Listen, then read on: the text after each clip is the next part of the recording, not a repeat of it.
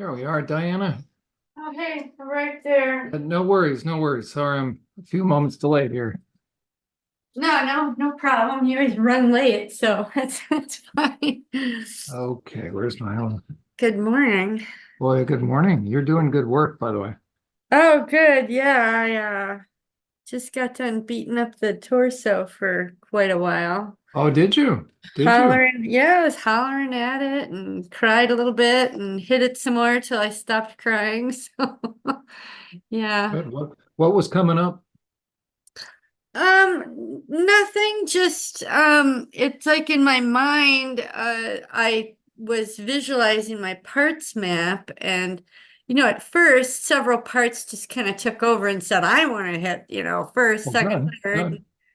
And then as I thought wanted to take a break and then I'd be like, or I thought I was gonna stop, and then somebody else was like, no, I didn't get my turn yet.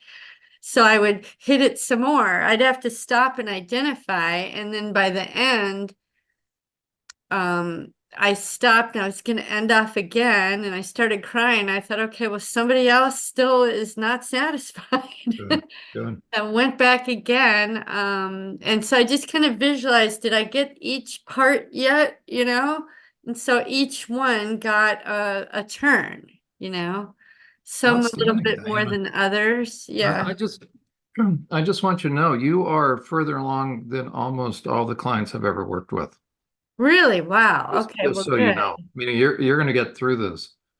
Okay, good. Sorry, my eyes are just Yeah, crazy. don't worry, don't worry. I got a red light uh therapy thing. What do you call it? Red light therapy? Yeah.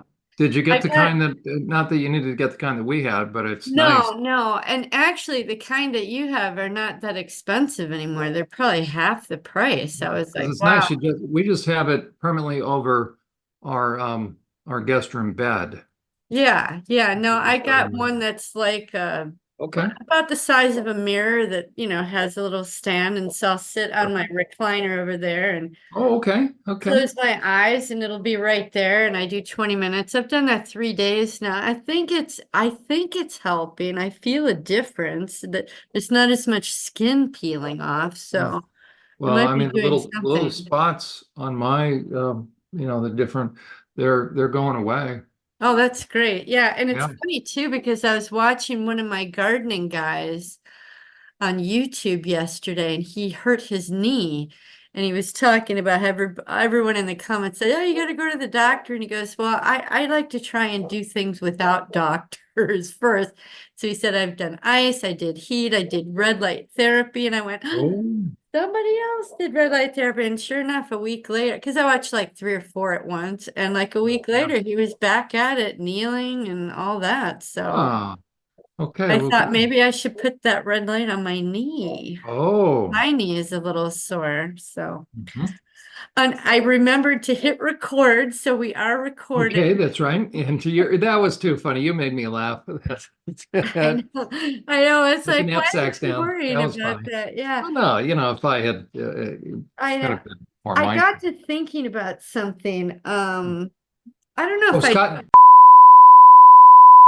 yeah, that, he got in contact with me. Yeah. okay, I And introduced I him to you. sent an email to him. He sent one to me. He wants He's to do. thrilled. He's thrilled. He was Oh, going on about good. Alan Watt, how, Well, it's my only fantastic. consideration is Chris, because here I am again interacting with yet another man, Okay, that's true. internet, and Yeah, so I would talk to Chris I about it and just gotta, kind of get his thought.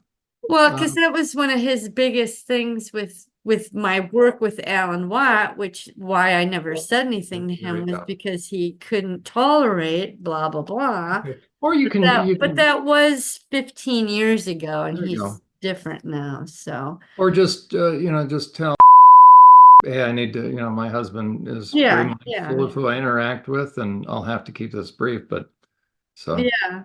I tried, first of all, I contacted my elementary school to see if I could get my transcript. So I'm waiting for a call back. The woman said, I doubt it, but let me take your name and number and I'll give it a try.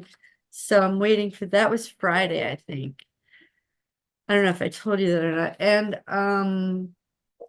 I No, you realized hadn't I talked was about the elementary school. Yeah, I realized that I was not the abuse didn't take place at Concordia when it was Concordia University. The abuse took place when it was that nun's place. What was it called? The Notre Dame of the Lake, the Okay. Okay. SSND, which is School Sisters of Notre Dame. You know, that organization goes back to like the 1800s, and it's like a worldwide or Catholic organization. And I thought, wow, so I was actually abused in a Catholic church, basically, because that's what it was, the Notre Yeah. Dame on the Lake, because they were there between 1957 until they sold it in 1980. And I was there between like 71 and 76. So it wasn't Concordia University at all. And I kept thinking, well, then who was that couple? Maybe Gruber was their name. Maybe it was not an alias, because I kept thinking it was the head of the university using an alias, but that couldn't be because the university wasn't there at that time. Dixie, come on, hang on one second. Come on, Yeah. right the door. Go out this way. Come on. Come on. You got your own door. Uh, Diana, what's interesting is, now I should ask Susan because Susan, my wife is steeped in, her folks are 100% Polish Catholic. But from the studying I've done about Catholic organizations, um, oftentimes there are priests that are overseeing these different convents, or you would Yeah, think it's just like Mother Superior and guys aren't around. So yeah. Well, yeah, according to this, I finally read those two articles in full. And basically, yeah, there was one sister in charge of it. She calls herself, oh, it's not, she doesn't even call herself a nun or a sister. She calls herself like the foreman or something like that. What is it? Tunnels. But yeah, the tunnels were around then. because you wonder if there was, okay, Yeah, either she said a certain sister Mary John used to oversee the operations, her German Shepherd by her side. Uh-huh. Yeah. does Uh, it give a picture? no, no. Says we checked out some of the lower tunnels. Says it's mostly maintenance areas, but that there was a pool downstairs as well, underground pool. I thought that was kind of Her mind-blowing. German Shepherd. By her side. Yeah, she calls herself the plant manager. Sister Mary John would use a bicycle to get from end to end through the tunnels. But yeah, I was like, German Shepherd, are you kidding me? So yeah, there were dogs there. There were dogs. But yeah, so it wasn't the university at that time. They didn't move in till 5 years later. Unless, well, actually, the sisters had been looking for someone to buy the place because they were getting to a point where they couldn't afford it anymore. So maybe there was, overlap and fundraising and connecting with Concordia, blah, blah, blah. But yeah, they've been around for a while, these school sisters of Notre Dame. They're all over the country and all over the world. So with That towns. could be part So of the they traffic. they could be trafficking, yeah. And what a better cover than nuns, and the one who runs the place is a plant manager. I mean, why would you call yourself a plant manager? But it's And crazy. right on the shore of a large major lake. Yeah, where boats could come in and out and take people. Yeah. Certainly they could go, I mean, and Canada's just right there, and you can take the Great Lakes all the way out to the Atlantic Ocean. It would take That's some time, but you could do it. Go on, baby. oh boy, right. That's all they need is that kind of access. I mean, Yeah, actual access. Oh, Oh, okay. and I wanted to you remember the picture I told you that I beat up on the torso and it just went to shreds and I burned it?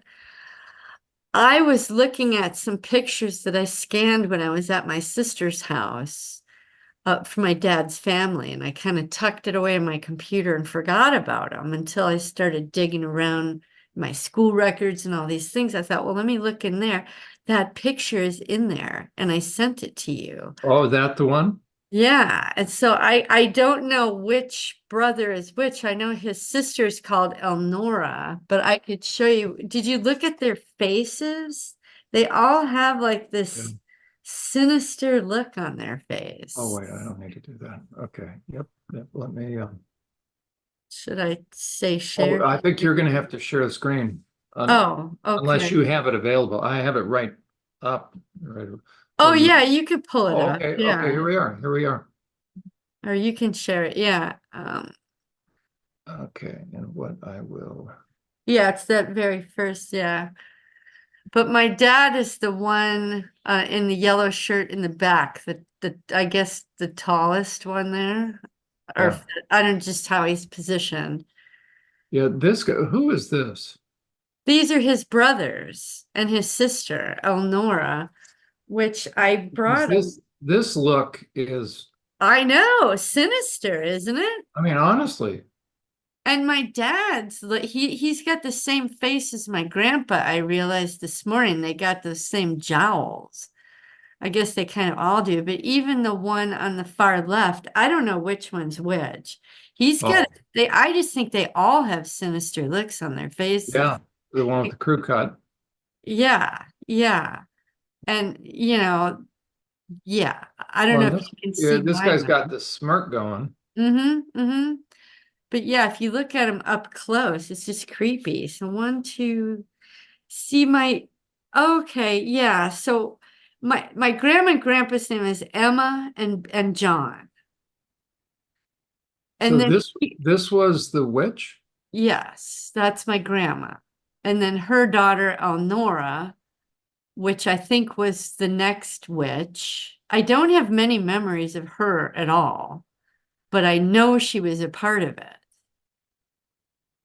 So maybe she was more of a background. Oh, wow. I'm just realizing I think she was my grandma's assistant. Oh, she was the one that gathered the blood in that very first ritual I remembered where I had to kill the infant with that teenage girl. So yeah, she's a witch too. Wow, okay. Well, I just remembered You that just in this remembered that one. now? Yeah, because she had an assistant who was going around collecting the blood and making sure everything was in order and yada yada. And I just thought it was some random woman, but I'm realizing right now it was her. Wow. Are any of these people still alive? No, every single one is dead. Except, well, yeah, grandma and grandpa are dead. Here's their names: John, Elnora. My dad's name is Kenneth, Bob and Rick, Robert and Richard, but I just know them as Bob and Rick. And all of them are dead except for two wives of two of the boys. And here's something funny too, is my dad was married to Karen, so Ken and Karen, but also Bob married a woman named Karen. And then Rick married a woman named Kathy. So they're all K's. I'm sure, I don't know, that's probably just random. I just thought it was funny that my dad and his brother would both marry a woman named Karen. It's kind of, a rare occurrence, you know? Yeah. But yeah, anyway. So it's John and Okay. Betty Jean. They had three children. Elnora and Richard had three children, and one of them, Michael, was special needs. We called him retarded back in the day, but he was treated like a girl because he was retarded. So he was abused with us, and Cheryl was. I remember Michael and Cheryl, Jeffrey. And then there's me, Angie, and Mary. Bob and Karen had Robert, Michael, Mary, Irene. And I have a note here. Angie told me that Mary Irene is a drunk in Vegas. And Is then it drunk in Vegas? yeah, she's drunk in Vegas. Oh, okay. Yeah, so she's, she's got issues. But Rick and Kathy have two girls. And I thought, well, I should probably look up and figure out which child is which. But yeah. So all these, remember I was told you I was like supposed to marry one of my cousins? I don't know which, there's one, two, three, four boys, and none of them are the names that I thought they were. So I think I might have been wrong about, I was promised or betrothed to somebody. I thought it was a cousin. Maybe it is, just like a more distant cousin. Who knows? But yeah, there they are. There's my dad. And thank you. First of all, I'm just now seeing, I didn't have a chance to read through the journal. So if you want to, Sure, we can do yeah, so. yeah. But here's, this is interesting. That came up the morning after I wrote, actually Blue wrote all the instructions to all the parts. That kind of blew me away. That was happened spontaneously. But I woke up and the people don't look like stick people. It Yeah, was easier to draw stick people, but sure. imagine that many people, like children to teen, they were like all in shadow. They were like shadow people. When I woke up, I thought, oh, those are shadow people. And I realized those are shadow parts. That's right. And I didn't sketch that till the end of the night. But I think it was because Blue kind of took over and told everybody what to do. That Blue did? yeah, that Trish finally said, "Okay, well, I'll show you this." And that's what she showed me was all these shadow people. And I know where they fit on the map now. These are all when I was like tortured in certain circumstances, there was the split that created that original part.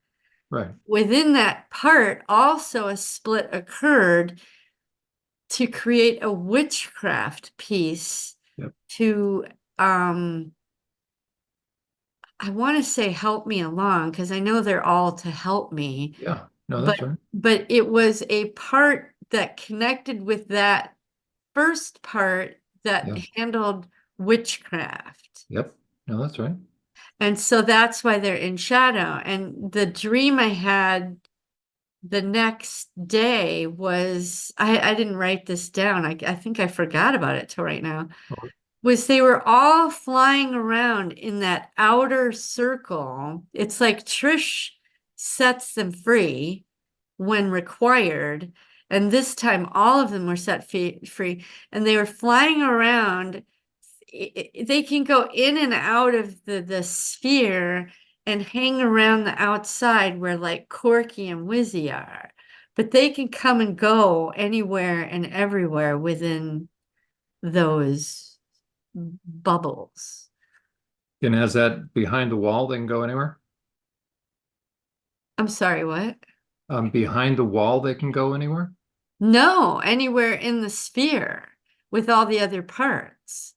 Like if a part, like say Kitten or Sailor need to speed up time, there's a witch that handles that. And that witch was born from Snake, who, when Snake twitched his foot to distract him, it sped up time. Yeah. Right? It was, so the distraction, not that time necessarily sped up, but they created the distraction so that I could get through it. Yeah. No, that's right. That's right. And Can I then, ask one additional detail about that, about sure. what Snake, when you Oh, said with the lamp rays, they put something in your mouth and then poured the blood in it? Yeah, it was like a condom, like a super thick condom made of Oh, like a fabric, like, dishwashing gloves, real thick okay. plastic. Okay. And they would put blood in it. They'd put the lamp. Well, they would stick it in our mouths and we'd be lying down and they'd put the blood in. How would they keep your jaws open? Well, that thing. Okay. I guess the strap maybe had so, yeah, it had metal bits in it. I guess like you'd put in a horse. Yeah. Oh, yeah. You know Okay. what I'm saying? So you couldn't like bite down. Yeah. Okay. So yeah, and it went pretty far back into your throat because I'm just now remembering that I had to learn how to open my throat so that I could breathe easier because it was, you know, um, you can breathe through your nose, but when you're freaked out, your sinuses fill up, so you don't have a clear airway. And so it was like teaching you how to like someone who could swallow a sword, those people, they know how to open their throat wider. And I learned how to do that. And I could still do it to this day. Um, Snake is gonna need to do a lot of venting. Oh, okay.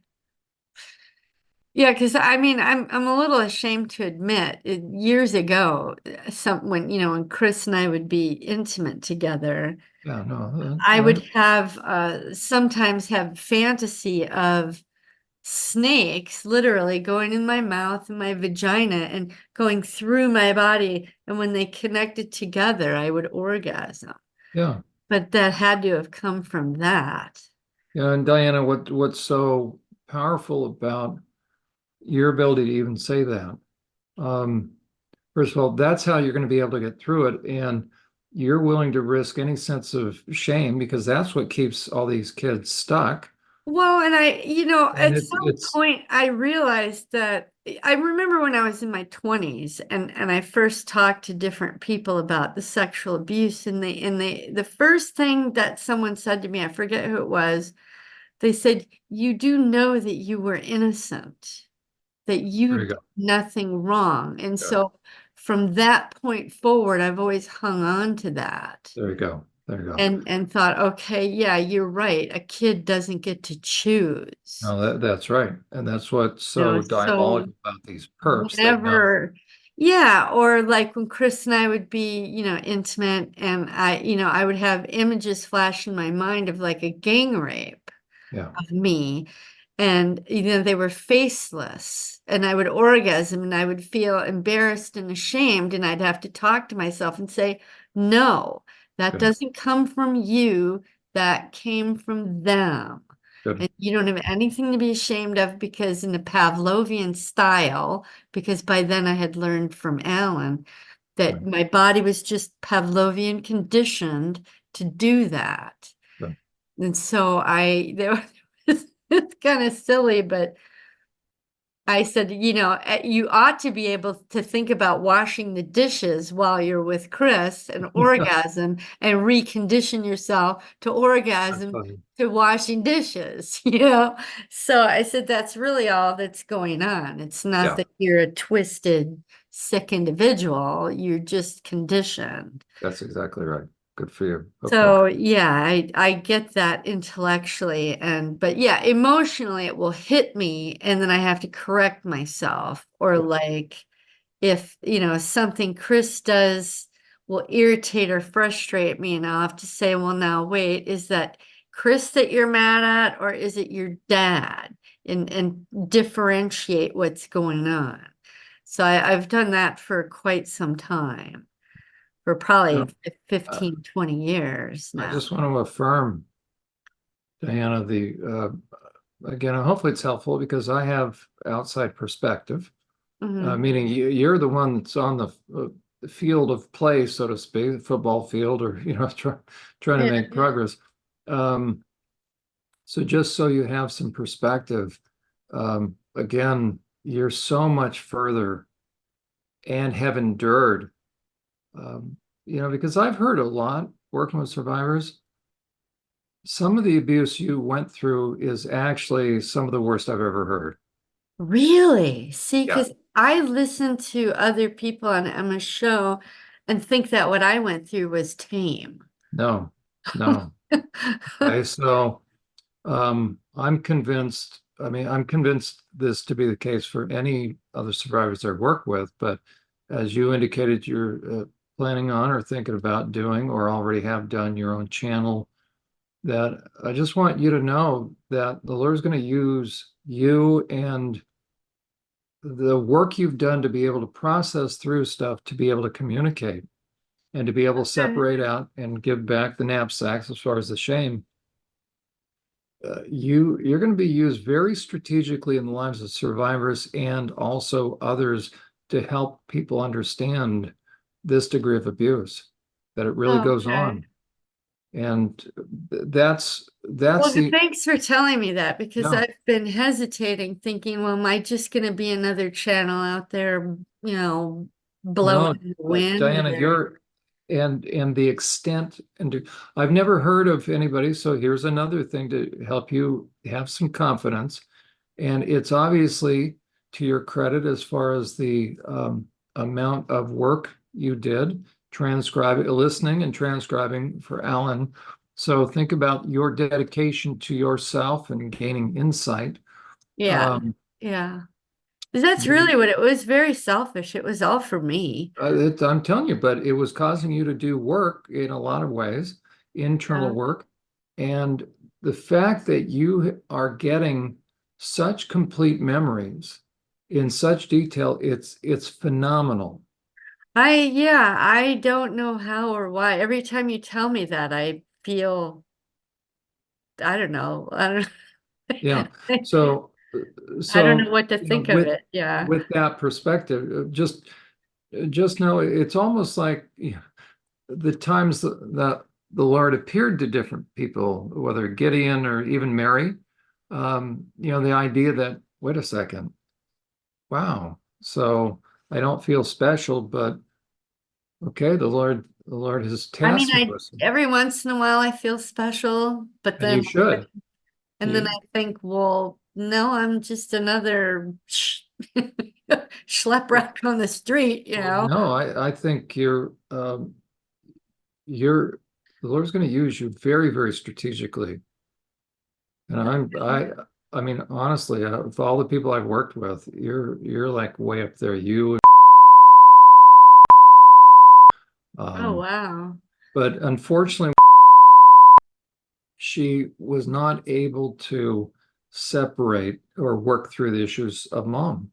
And so there was always that fear. But as you said, when your parents died, that's when the stuff came up. Uh, Yeah, yeah. but still, look at what you're having to remember, and it's having to reframe everything. But in your case, as you're discovering, okay, I think my mom was uh, not a part of it. She was being impacted. Um, Well, and it made me think of the guy Gray. He talked about how wives were also programmed to accept and deal with what was going on and to play along. Today again, as I was hitting the torso, I just was like, I'm just blown away that my mom had the inner strength and resilience, even though her mind was screwed up, she had, she trusted her guts. She left him. She found a way to do it. She didn't cave. She didn't get yeah, stuck in her fear. I mean, she may not have been conscious of it, but it's like God told her, you must do this, and she paid attention. And I thank her every day for leaving him, because what would I have turned into if she didn't?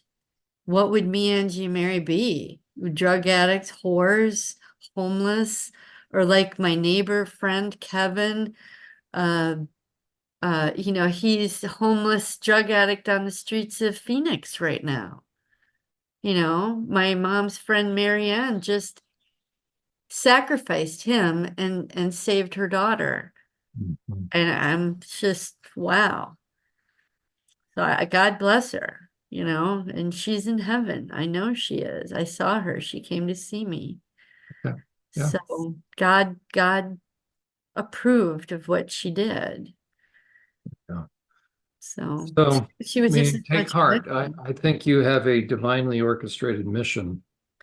You're going to be really Well, helpful. thanks. I'm I'm absolutely. excited. I get excited about it, but also nervous. Well, you just do your thing, so to speak, and I just so hopefully it helps from an Okay. outsider Well, thank you. perspective. Well, That thank you. Yeah, I needed to hear that because I've been thinking I should get in front of the microphone and just start talking. If I don't know what it is, but just start talking and see, just let it flow and be yeah, what it is. and maybe start with okay. Here might be some suggestions, Mm. and just kind of go with this.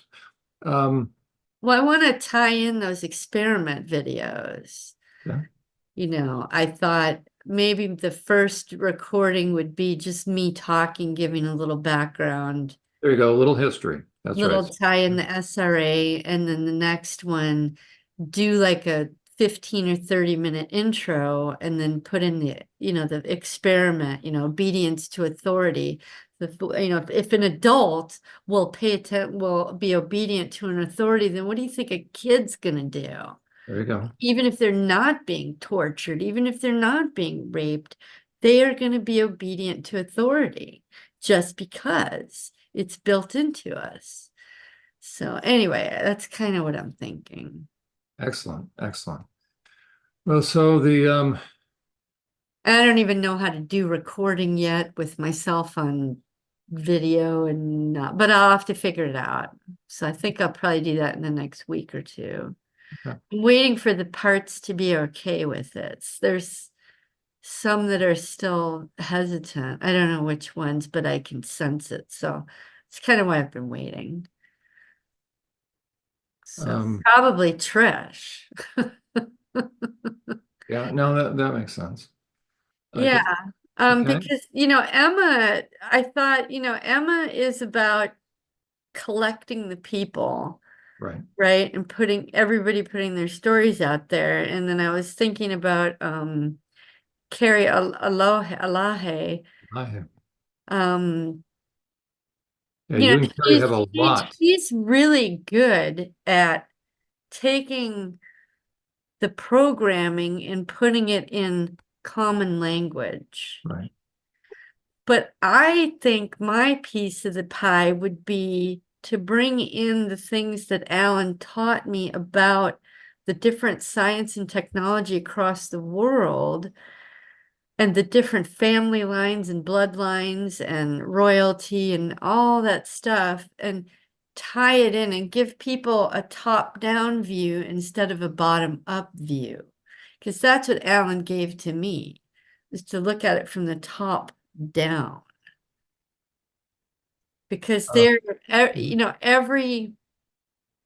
every top member of everything across the planet is a Satanist. Every single one. It all stems because that's the only way you can get to the top is if you're evil. They won't allow you up to the next level or the next level unless they vet you and you can prove that you can be just as nasty and cruel and cold-hearted as they are. They don't let you up there unless you're one of them. And so really, we live in a psychopathic world that we have the wool pulled over our eyes that we're living in Disneyland just because we watch so much damn TV, And yeah, Program. most of the population are not that way, but the ones who run our world are, and they hide behind, good works. Anyway. I But think I was thinking about something for you about because you need to be published, and I probably have 1/3 more of your podcast to get through. But I thought, if I transcribe those podcasts, um, that could be a book, and each subject, each hour that you split into two, that could be a chapter, or maybe a couple of those could be merged into one chapter. But How did you know I've been thinking? That's really the reason I've been doing it. I just don't have the time. So if yeah, I mean, I thought that you would ever be feel so cool. inclined, But what you really need to get out there is the stuff on psychopathy. And I thought, well, obviously it's out there, it's on YouTube, but I mean, to be broadly spread across the scientific world, don't you need to have like a paper or a book, yeah, something? So we should figure out a way to take the psychopathy stuff and then the internal family system stuff. But I think with you, what works so well with your stuff are the charts, the visual connection. It's like how you showed on Emma's show with the parts map, how, the if something happens on the bottom layer, the earthquake shakes through and shakes things up, and that visual. I don't know how you would put that in a book, but I yeah, kind of little by little, meaning because develop your the stuff is so much deeper than Robert Hare's. Like I said, I mean, I've read his, I know his checklist. I've read a couple of the books about psychopathy that he wrote, and they're good, but yours is so much better. It's so much more detailed. And like Alan was, he was of the opinion, and you and it's true that people that there's that physical difference within the brain, that psychopaths are missing pieces of their brain.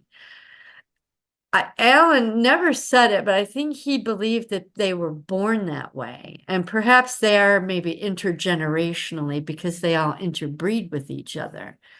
But I think that you're right. I think that their conscience is so cauterized or calloused, there you go. and maybe from a very, very early age, that by the Right. time they hit 10 years old, they're already at the psychopathic level because they have psychopathic parents who taught them to be that way. And Mhm. if they cried over killing that cat and they got the shit beat out of them, they learned to shove those emotions down and never contact them again. Well, And here's or my their theory with conscience. Yeah. here's my theory with the ones that are the ringleaders. They were just they allowed their Allow their egos. conscience and their Well, their here you go. Their egos were fed. yes, yes. I They think and that's they a weren't good abused. factor. So it's a very, very different, subtle thing. Yeah, yeah, Think that's about like true. the Third Reich, the like Himmler. There's a Mhm, classic mhm. example. Yeah, But yeah. but that's part of what I developed. Did you see the those latter videos that I put together on sexual psychopaths with Emma? Yes, all of them. Yeah, Okay. yeah. Yeah, I can't wait for the next of anything. Yeah. Well, Um, I'm open to anything, so it's just time. It's just time. yeah, exactly. That's what I was thinking about the podcast, because it would be an hour would be 5 hours of transcribing time. So I think I could do an hour a week. That'd be like one chapter a week. And I think I would eliminate the intro part each, not the intro, because your intro is, Yeah, but just jump into the subject matter. yes, exactly. Kind of cut out the superfluous stuff. Yeah, both. Yeah. But yeah, I think maybe a couple podcasts could merge into one chapter. But yeah, I don't know. I just started thinking about that. I thought your work has to get out there. It has to get out there. Is it Yeah. you make it so simple? I mean, at least for me, maybe it's because of where I'm at and what I have done. I don't know, but Emma seems to the feedback she gets from it. She says on her channel that people just use that to heal with. Okay. So Okay. it's easy for them too. So I'm thinking it's got to get out there. That's like with Alan's work. That's why I transcribed his stuff. It needs to be in printed form. It's like God made me a scribe. Well, maybe there's more than one reason why we met. Yeah, yeah. So I think that's a big deal. Oh, I Well, need to send you payment for this oh, next okay. coming No. month. Yeah. Okay. So let me ask a couple of questions. Okay. So you are fairly certain, and by me asking this is not it's on the inside of you, so you're going to be the resident expert. So you're pretty sure that blue is the one? Yeah, when I started writing that thing on 427, I said hello everyone, blah blah blah. Oh, wait, okay. Now, is this in the most recent batch? Yeah, yeah. Okay, now I've got the Oh, 420. right there. Yeah. That Okay, was just the that's, the different paragraphs happened and the writing you know what? changed. Let me get out of this. I repositioned it. So let's go to the one where unfortunately it's on its side, but now I took I screen. don't know why it does that because I take the picture right side up. Anyway. Yeah, no, who knows? Wait, so okay, so here we are, and excellent work. And look, I mean, everybody's starting to share their name and the handwriting. Yeah, yeah. Well, and I had to go back after 2 or 3 pages and say, okay, well, let me go back and see who's writing what. Excellent, excellent, excellent. And so that's why I put their names And next. how does everybody feel about seeing their name attached to their responses or their entries? Oh, totally fine. See, Totally you're so fine. much further along, Diana, than the average person. Honestly, I want you to know that. Okay, good. Yeah, It's tremendous. it makes me feel good, but I also am like, No, this is I don't want to get a big ego. Is no, no, so, and this yeah, just it's just to help you normalize where you are in the overall journey through the yeah. Grand Canyon, and you're Yeah, yeah, yeah. So I just kind of let it go, let it flow, let it be. And there you I go. notice it's my handwriting most of the time. So, and that's okay. But the place where there's a line, that's me. Oh, repeat that. I'm sorry. The place where there's a line instead Yeah, of yeah. name, that's me. Okay, that's fine. But yeah, after I went back and put all their names in there, then suddenly Blue just went on a rant. Okay, now let me find that one. Hold on there. Blue, it probably has like 4 or 5 Let me start pages. sharing that. And here's the thing that happened with Blue. Remember I told you that I watched one of those IMF guys. I forget his name, not Anderson, but the other one, Oh, Dick Schwartz. Dick Dick Schwartz. And Schwartz. he triggered me. Well, what he triggered me was a interaction with Blue. Why Blue? I'm not sure. I think because the guy was talking about almost being killed, and Blue is almost killed. She was the first one almost killed. And so she and I had a really long conversation in my head, and I didn't really write it down, but the basic gist of it was was holding her as an infant, covered in blood, telling her I loved her and I'm sorry she went through that. And what could I do to make things better and make her feel safe? Which I've done before, and it's always been about holding her and loving her. But this time she said, "Well, can we blow up the cave where, where her drowning and baptism went?" And I was like, "Yeah, sure." And so in my, my mind's eye, she and I were standing there and I put a bomb in the bath or the blood basin and all of the witches were standing around and I said, "Well, okay, let's blow it up." And she and I pushed the pump and it blew up to the point where the whole cave is now covered in rot. There is no cave. It collapsed in and it doesn't exist anymore. So for Blue, that environment is gone. It's just gone. She's not there anymore. She looks out of my eyes. It's like she's co-conscious with me now. if that makes sense. It makes this is phenomenal. Okay, so let me ask. And because I did that, Blue was like, well, it worked for me.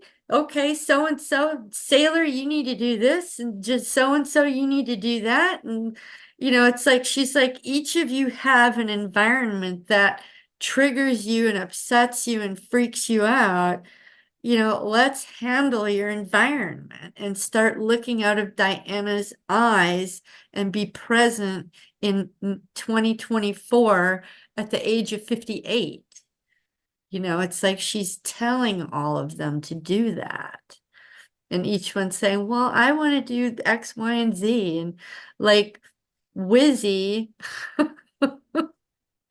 made a tornado happen that ripped apart the farmhouse where Trip and Oh, Snake were tortured. Just tornado just ripped through there. And also where Tattletale had her tooth so very good. that's gone now. So they're happy. They want to beat on the torso, but they're not stuck in their environments anymore. So each one I had a after I wrote that and I sat down and I did my prayers with God, the parts were like, well, let's do it now. And so I went through as many as I could, and we took care of the environment. It's like a tsunami took over the place by the river and the place by the lake. The nun's place and a tsunami just wiped it out. Like, Yeah, this is going to have to be one of your programs, one of your episodes. oh, okay, yeah. Oh, absolutely. I don't know that, but Blue figured it out and told them to tell me what they need, what they want. And so, yeah. Okay, Um, let me ask this, Diana, because this is going to be helpful for me. yeah. Um, and again, this is just for you helping me with conceptualize because this is a very interesting thing. Okay. If Blue, and when I say if, I'm not doubting it. It's just Uh-huh. I'm because now you're going to help me work through a piece that I may not have worked through before. So this is really good. Oh, Okay. okay. So Yeah. you're the teacher. Okay. So if Blue was an infant, meaning if and she was, Uh-huh. I'm thinking in terms of, But for a couple of weeks, I've been taking her, she's present with me and she's not an infant anymore. She's okay, growing up talk to me that. about this. Talk to me Well, about, like I'll walk the dog because she loves the dog. And when I pick up the dog, my heart just opens and I love her. And so Blue is there and says, love me like you love her. And so I do. I imagine I have the dog and Blue together. And in my mind, I just were heart to heart and I just love them. Like when you and Susan or a man and a woman are heart to heart, you feel that exchange. right. And so when I pick up Dixie, I get that physical sensation that creates the emotional, and I could give it to Blue. And so Blue was like, this is awesome. That's all I ever wanted was that love. Because I think mom was made to not be as close to us as she wanted to be. Yeah. And so I'd walk the dog and Blue would walk with me and she'd be, this is, and I would say, well, look through my eyes, Blue, this is my neighborhood. This is what my neighborhood looks like. You're not in that place anymore. You are here with me now. Let me show you my house. Let me show you my neighborhood. Come driving with me. Look through my eyes. And Diane, she this does. has to be a part of one of the programs you do. Okay. All right. Absolutely, it does. It just was intuitive. It just kind of happened. But And I thought, this is just outstanding. and This is when we blew up that cave, I can't tell you the excitement and also relief that I felt. She felt, but I felt something shifted in me. And I don't know what it was, but it was just, oh, okay, cool. That place is gone now. And since I think I told you that Chris was not drinking, and then he drank like it was Friday, Saturday, Sunday, and Monday, 4 days in a row. I'm not real happy about that. But he's not he's not the angry, upset, stressed out, drunk dude. He's a calm man. I don't know what it is. He's like completely different now. Not that I want him to drink, but he's different. And I'm like, I don't know. I wanted to mention that, like something, maybe he was stressed out because I was reacting because of his drinking. And maybe I'm not reacting now, so he doesn't have to be defensive and on guard or something along those lines. But he's different now. And he actually came up to me. Usually when we like I'll give him a kiss goodbye or a kiss hello when he comes home from work. And I'll kiss him right here because he's 6'4". He's tall and I'm only 5'5". So I usually kiss him on the neck. But this one more, and I'll kiss and then I'll break away and he breaks away and that's it. But this one morning, I think it was Thursday morning, he didn't let go. He clung on. And so Ice was like, cool. And we don't really have that heart-to-heart exchange very much, but we did. And I was like, wow. So something's different for him, or I guess for me and for him. Do you know what I mean? I think maybe he feels safer opening up. I mean, it could be that his military, vigilant part of him felt those killers in me, you know, and was just on guard against them. And when I fought with him about the drinking, he was fighting with them. And now that they're a little more relaxed, he can be relaxed, kind of idea, if that makes sense. That makes total sense. And maybe also, right, there's no way he can't or couldn't be, uh, but be sort of on some level, right? Impact. He knows that you and I are working together, and bless his heart, for somebody Oh, that's, right. Yeah, I it was thought of sort of that funny, right? too. He's off screen, which Right. I don't mind, but that was very telling for me, for somebody who um, That he knows that he can get in trouble if he's oh, that's funny. Yeah, okay. continues to behave badly, Okay. But what So I was also thinking is it's very interesting. Somebody of his degree of competence, he didn't want to get on the screen. I So no, know. right? He So talks in front of three, four I hundred know. people at a So time. I think here's part of my hunch, and you tell me.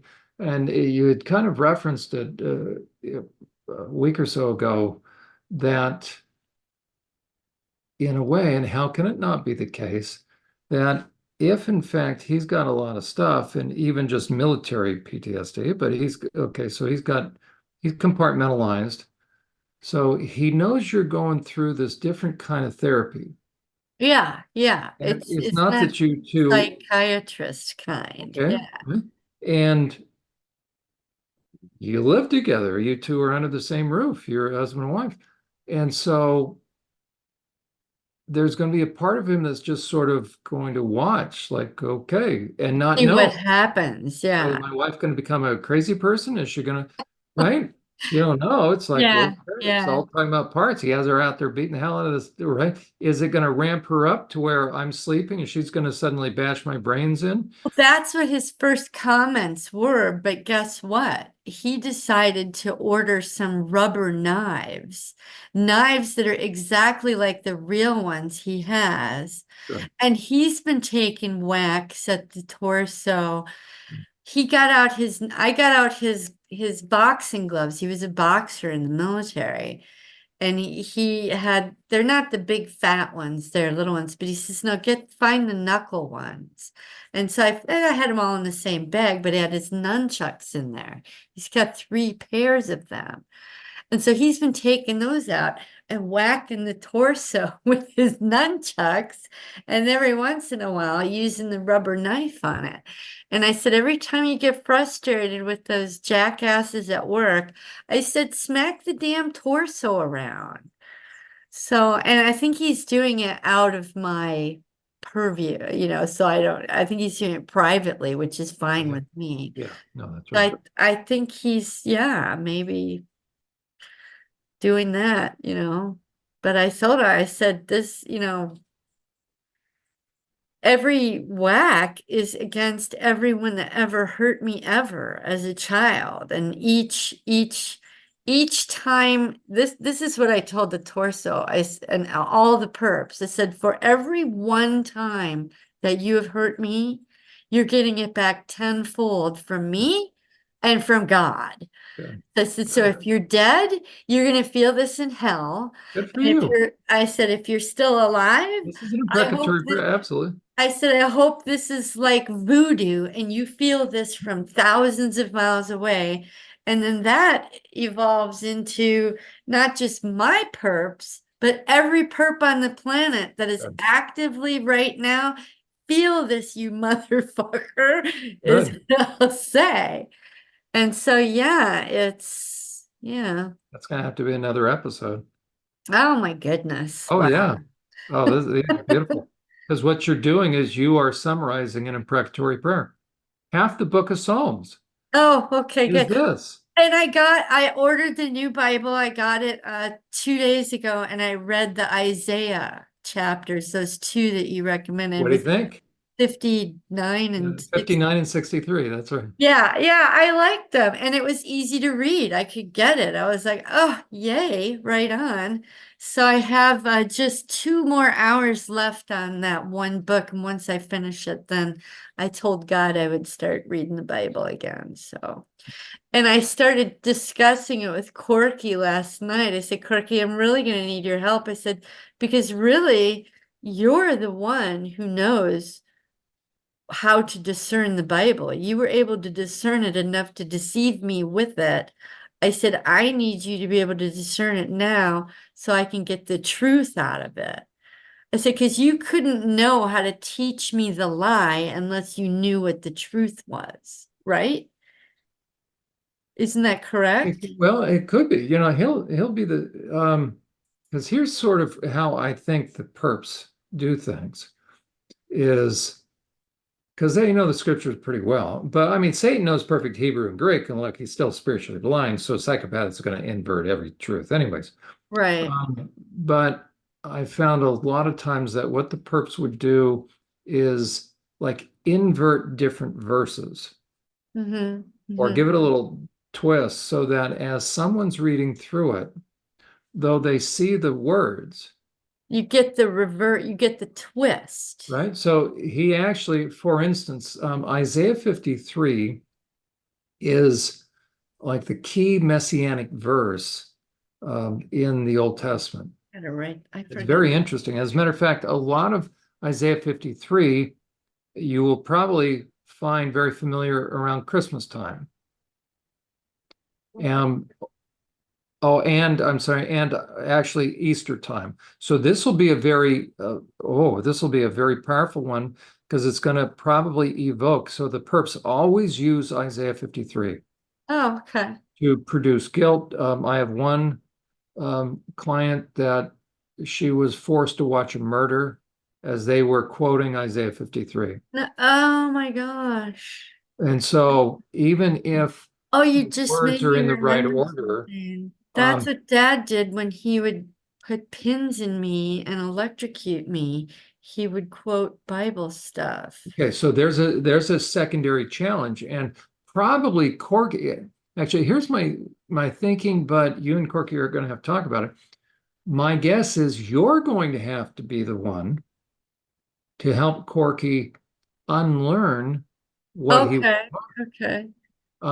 But it'll be very interesting because since it's going to almost be like reading it for the first time, that's what's going to be so beautiful because parts of him, this may sound funny to say, parts of Corky, Uh-huh. right?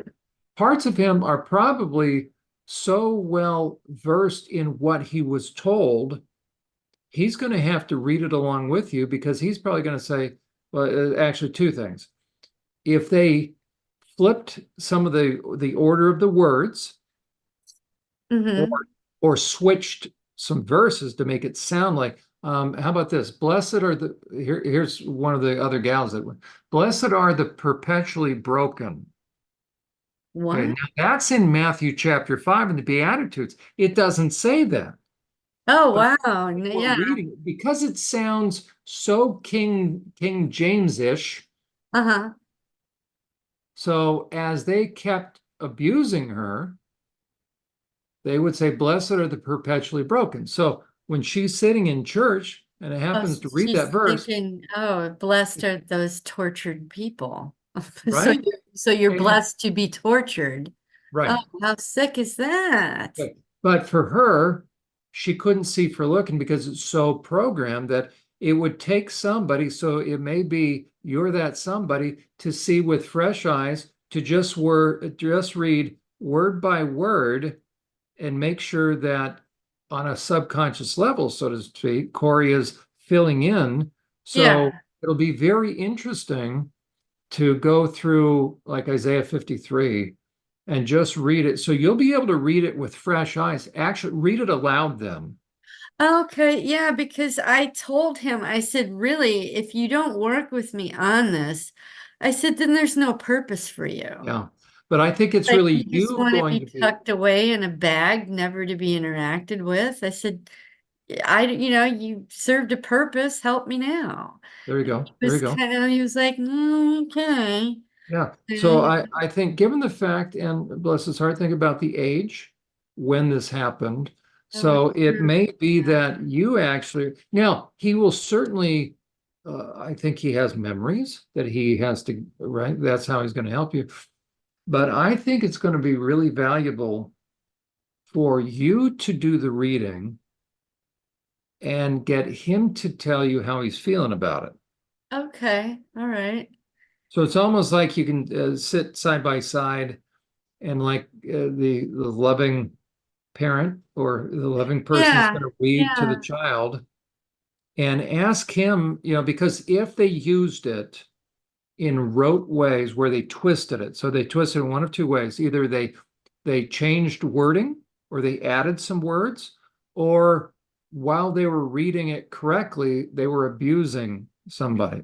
That's what was with me And was so I'm then, sure they probably did both, but I mean, it was my what this dad would, right? possessed by his demon part, whether it was a demon or a part, I don't know, but I think it was a demon that moved down from his father to him who was coming to me and Yeah, opportunistic. Yeah, I mean, wouldn't something or surprise me. whatever. For instance, here's one of the phrase, and therefore also phrases, which are verses.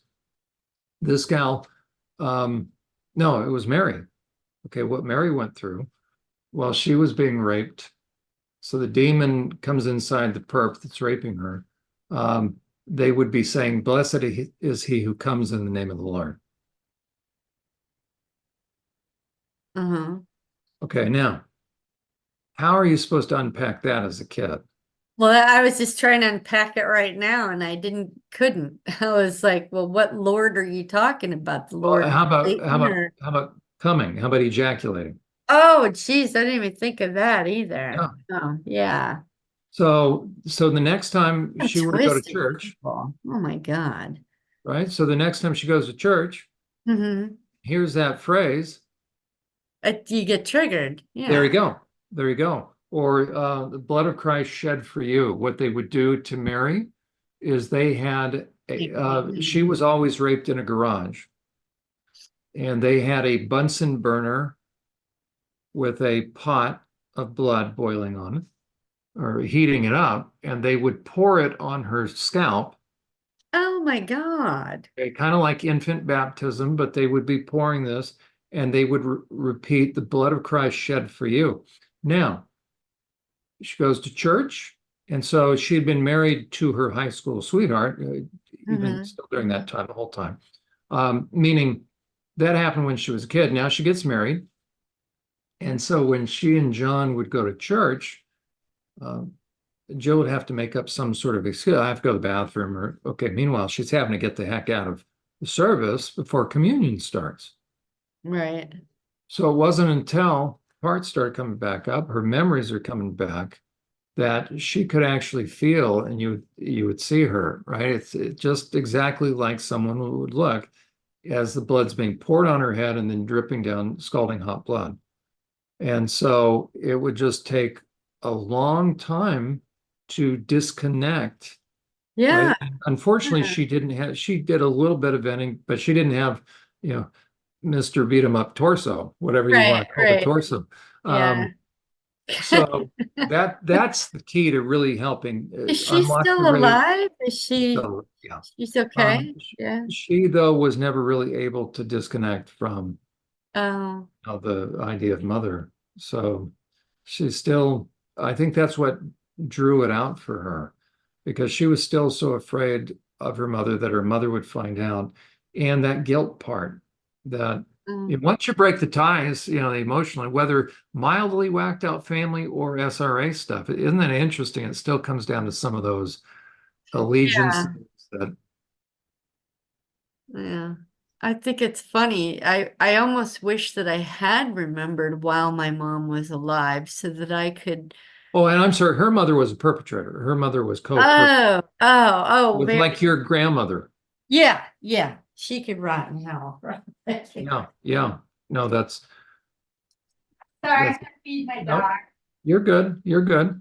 Um, so Diane, this is good as far as okay. Can you hear me still? Yes. Okay, perfect. So with Blue, what you're describing, and so this is good information for me to even process and just think through it conceptually. So Blue being an infant, think about infants, they can't really talk very much, but as you say, so and now Blue's encouraging everybody. So talk to me about, is it Blue or is there another part of Blue? Now, I'm not trying to tell you you're wrong. So I'm very interested in, from your perspective, what has transpired, because is Blue still an infant, or has Blue, do you think you connected with a part that's older that was really protective of Blue? So it feels like one and the same. So you're going to Oh, have I the don't answer to, know. you're going to Maybe have, she's one of the shadow here, shadow of blue. I don't know. Yeah. No, I think it's blue okay. because yeah, it started, she was an infant. She didn't talk. I just loved her. I just held her. I just she was my baby. And that's what I call Dixie, my baby. You know, and they could see how like Dixie sleeps in the bed with me. She's got her own little doggy bed because she's so small. I'm afraid I'm gonna roll on her or something. So all night long, like when I started having my menopause and hot flashes, I'd be up 4 or 5 times a night with a hot flash. So I just decided to accept it and to instead of be frustrated by it. God just wants me to be up 4 or 5 times a night, and that's all there is to it. So I always reach over to check and make sure Dixie has her blanket over her. And I thought, well, it's just like a mother checking to make sure her baby is safe and warm and comfortable. And I think that my parts know that I mean I never had children, but I've always known I would have been a good mother that way because I'm that way with her and she's a dog. You know, So the did you parts, sense Blue aging? yes, yeah. I mean, and Tell me about that, because it's good for me to know. That's well, yeah, I mean, so I went from just loving her and caring for her and soothing her sadness and fear. Um, and I think she didn't need to beat up the torso very much. I remember when she was under the blood, she fought a lot. She had a lot of, I guess, anger, trying to breathe, trying to survive. And so I don't think it took much for her to release that rage. If it was rage, I don't know, Oh, whatever. it was, Adrenaline, yeah. probably. Yeah. And how old again was she? She was 3 weeks old. And so I'm thinking that maybe that's why she's able to access the rest because she was the first split, I Yeah. think. And so does everyone else split off of her? Uh-huh. Right? So if she can feel safe and secure and loved, then she can convey that to the rest. Well, So 100%. And so that's if what, you can get to the earliest recollection and and heal that part, I think it will, well, for me, it seems to have yeah, opened the door to all the rest. 100%. So keep talking because over the years, my guess is you can probably guess how many times people have asked, you know, does the core part ever age? And my response was, good question. I don't know. Oh yeah, So, for her, I so think right that's why now, part of what I'm asking you for is actually you're helping me with uncharted territory here. well, right now, if you look at her writing, she seems to be about 9 or 10 years old, but when I see her in my mind's eye, she seems to be about 3 or 4. So Because she actually I has still, age. yeah, I still carry her on my hip. Yeah. I still hold her and from time and I still see her as an infant on my chest as well. She's like all of the ages, Yeah, yeah, but she can access my s- ability to speak.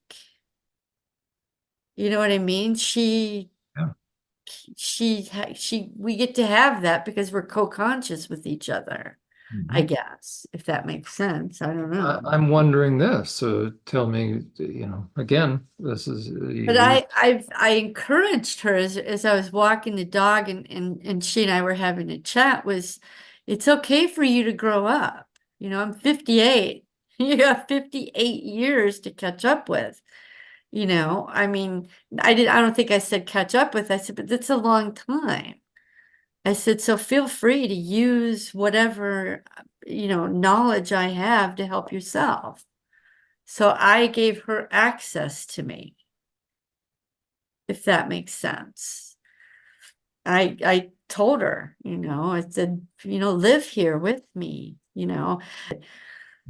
I got to a point where I'm like, I don't want to be drugged anymore. I mean, John, it was literally within 15 minutes of waking up until the minute I went to bed. I was just high all day long for, Numbing out. Your head to numb out. yeah, maybe 5 or 8, 10 years. It was crazy because I was sober when I met Chris. And I just remember we met in May, and by August, which was my birthday, a neighbor offered me a hit of weed. And I was like, yeah, I was fucking stressed out because Chris was a stress case. I was a stress case. I couldn't, I couldn't deal with it. And I'm like, oh my God. See, and I'm not blaming Chris to say he's responsible for me being high Right. on years, But you but had to live it with it. it helped. Yeah, Yeah. it helped. But yeah, I realize now that it suppressed everything forever, Yeah. and getting baptized and then quitting smoking pot. It's like it all, and God realized how serious I was and that I'm not going back. And he's like, okay, well, you're finally ready then. Here's your memory. Yeah. Let me ask. Oh, this has all been good. And so as we've been talking about Blue, what is your sense of how Blue has been feeling about? I mean, we've been talking about a lot of stuff, but how as you've been inviting her into the present and then where she's at and how does she Well, I feel? also started inviting some other parts as well after we, the tornado took down the barn and That's the beautiful. tsunami took out the, the school thing. And I said, please look out through my eyes, look at my house, see how I live, and this is my husband, and this is the torso, and they're tentative, they're like shyly doing it now. So, I mean, maybe three or four of them, not all, but three or four. And I'll tell you what, I did get a message from the Killers, Frick and Frack and Right. Yeah. Pumpkin and Joker. They are, I said, you are not required to kill anybody anymore ever again. And you don't have to be mad any because they would bring up their rage to do their job. I said, you can relax. Have they had a chance to do the venting? Yeah, yeah, they hit on the well, like today, I forgot about this till right now. I was hollering at the torso while I was whacking it, and the how dare yous came out there, Yeah. and I was like, oh yeah. And I pulled open the drawer and I got Chris's rubber knife. Good. And Frick and Frack said, how dare you teach me to do this disgusting shit? Yeah. And maybe four. And then Beautiful. I went around the front and stabbed it in the eyeball and stabbed it in the abdomen. And they were like, cool, I'm good. I put the knife away and somebody else had their turn. But yeah, Beautiful. that was the first time they really expressed themselves. I mean, more intensely. So that was interesting. Yeah, each session is very different with the hitting. Like Saturday after our session, I was like, oh geez, I need to go out there every day. I need to go out there today. And Chris was hanging out there having beers, and I thought, well, I don't want to do this with the garage door open. Right. No. I don't want to, do it. And so he got to a point where he closed the door and he was just sitting there with the dog. And I thought, well, okay. So I started hitting on it. Oh, he was in there when you started. Yeah. And the only difference was it was kind of like the first two times where I didn't really verbalize much. It was more in my head and in my stroke. So, because the parts weren't very comfortable, I guess I was fearful that Chris would I guess maybe be a little afraid of me that I would come hit him in the middle of the night kind of thing. Mhm. Like he always mentioned to me over and over and over, I'm always afraid you're going to come, you know, he never said kill me or like whatever, but come, hit me in the middle of the night, and I'm like, why would I ever do that? But now I kind of held back verbally, but not so much physically. So, no, and it was a shorter session than normal, but I was like, well, parts, it's still okay. We still got some stuff going on here. And they're like, that's okay. We can end off now. You know?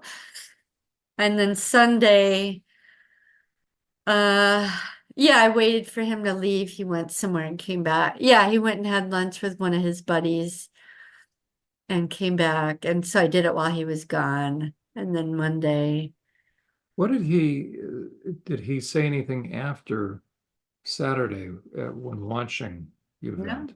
not a word, not a word. So maybe it's showing his parts that I'm not fucking around Okay, that as because well as he's been very calm.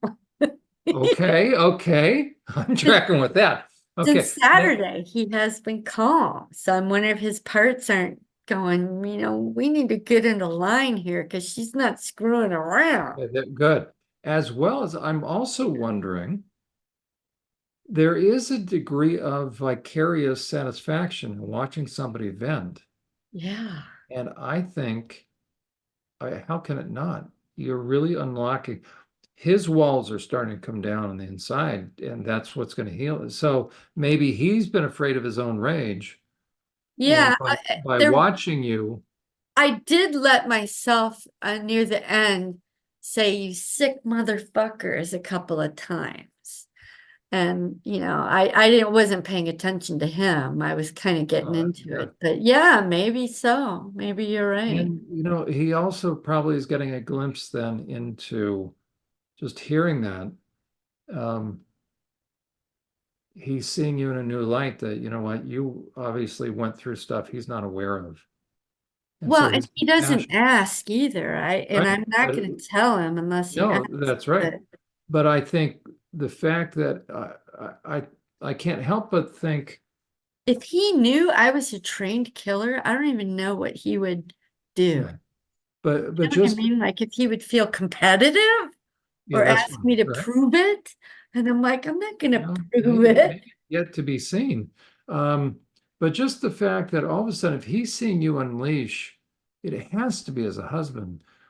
Now he's beginning to wonder what you went through and that protective, caring, empathic part. Yeah, because he does get Where angry. then that's going to drive him to behave himself. It's like he doesn't want to re-traumatize you. So I wonder if part of what you're seeing is he's beginning to realize you really were abused, and therefore, who is he to re-traumatize you in your own home?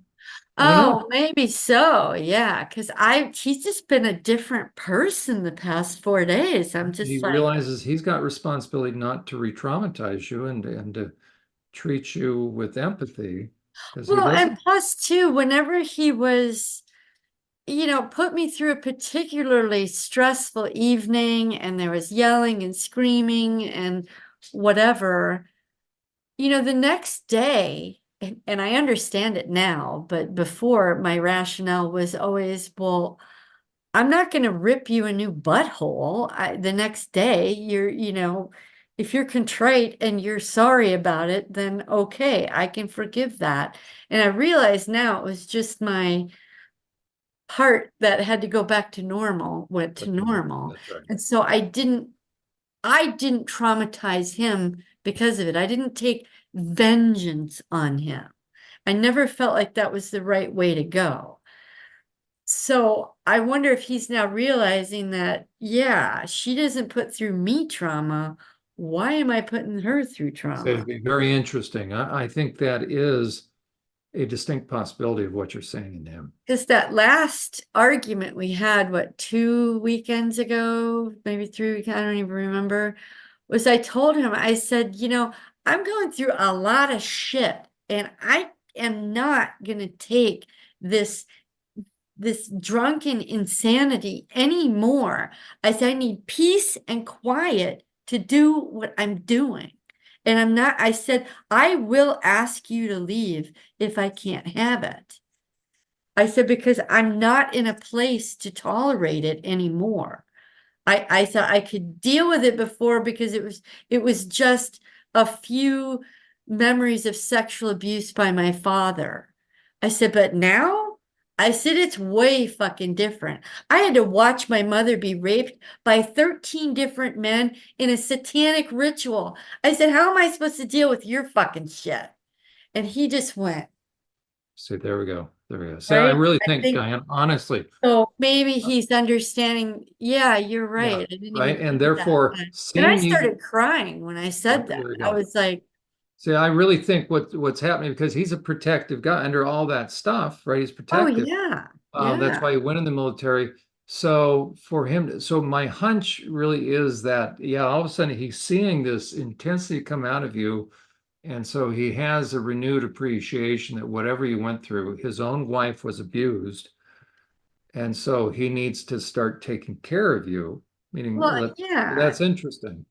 But he's known that all these years. He was Yeah, just but you know so what, wrapped up right? in his own We crap. men are dense, and then if a guy's been trained in the military, right, it's Yes. doubly dense. So there's something different between hearing it versus all of a sudden seeing it. Oh yeah. And the fact that I'm paying to talk to somebody about it, that's another impact. As I told him, I spent him a month. We can afford it. So I'm going to do it because we paid off our house 3 years Yeah, ago. no, that speaks his language too. No, that's right. So I'm like, good. just handle. I said, John doesn't think this is going to be a lifetime thing. He said, I'm moving very quickly. I might, this might be done in a year and maybe only talk to him once every quarter or something. I don't know, but I said, it's not going to be like when you saw your shrinks and they're going to suck money out of us until the day we die. Yeah. I said, that's not happening. His goal is to heal people, not to My screw goal is to them. work myself out of a job. Yes, exactly. Exactly. It is. But That's what, unfortunately, you have too much supply. you know. Yeah. Well, first of all, good work. And I'm going to No, go thank and read through all the different Yeah. journal entries. Thank everybody for Oh, being willing thank to let you. me. Thank you. Yeah, right now it's the shadow people are kind of hanging Okay, around so in that'll in be the neat. corners and the shadows, Yeah, there we not go. really So knowing what to think. okay, so So, the goal will be, let's see if how many of them will be able to write something. And my hunch is each of them may have they probably have a name. oh, I'm just getting chills. Okay, No. so Shadow invite them out of people the are like, shadows. what? What's happening? Yeah, invite But them out of they're the the shadows. witchcraft people. Yeah. I My think friend they're the will, ones that are like the assets to the perpetrators. I think this is who they are. yeah, so there's different things they'll have to work through, right? But it might Yeah. also be a very interesting thing when you go out. Are you going to be watering today? You're going to go out to the garden? Oh, probably. Yeah. Okay, then what a perfect setting and metaphor to have them come out of the shadows into the sunlight. Oh, nice. Oh, nice. While I you're like that. watering, you have Yeah. time, you're reflecting, and it's almost like inviting them out now into the sunlight, into the current day as well. But so they know they have a choice. Yeah. And you know what else hit me the other day too? When you talked about how I'm moving so quickly and easily. Um, when I'm in my car, I do not play the radio. It's Good, silent. good, When very I'm good. at home, I don't have the TV on until 5 o'clock at night. And, then I don't watch shows. I watch YouTube channels like yours or Emma's or my gardening stuff, whatever. I always like educational things. So I don't have my brain filled up Good, with good, nonsense. good. So I think maybe other people that you work with might be going slow because their brain is so filled with other crap that they don't have time to hear what's going on. Because yeah, I could be the other day I was cleaning house and I kept thinking I should put on John's podcast and listen to it while I'm cleaning house. But then I never got around to it. It's like the parts wanted to have a little chit chat. There you go. Good. And so I was like, okay, I don't care if it's on or not.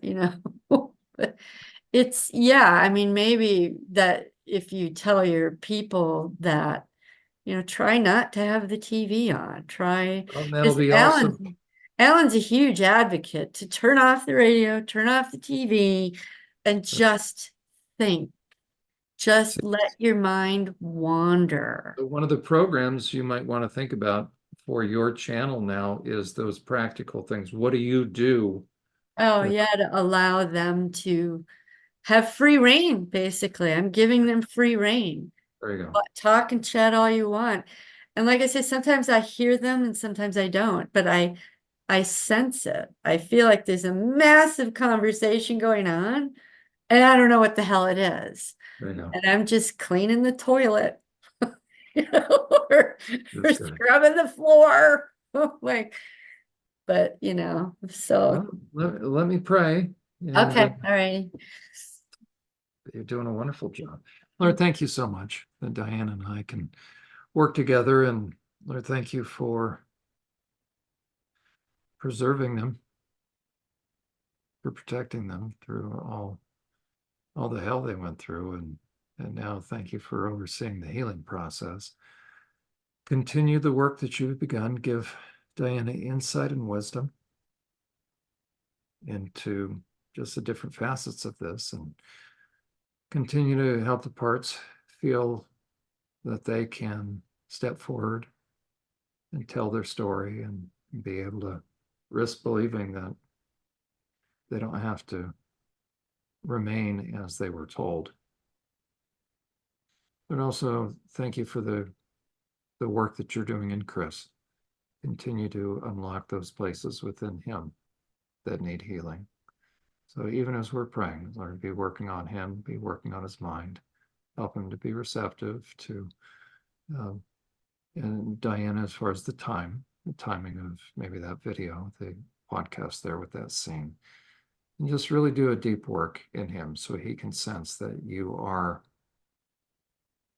you're the general of heaven's armies, that you are an intense God, and you hate perpetrators, and that you go to the ends of the earth to protect those that are being harmed.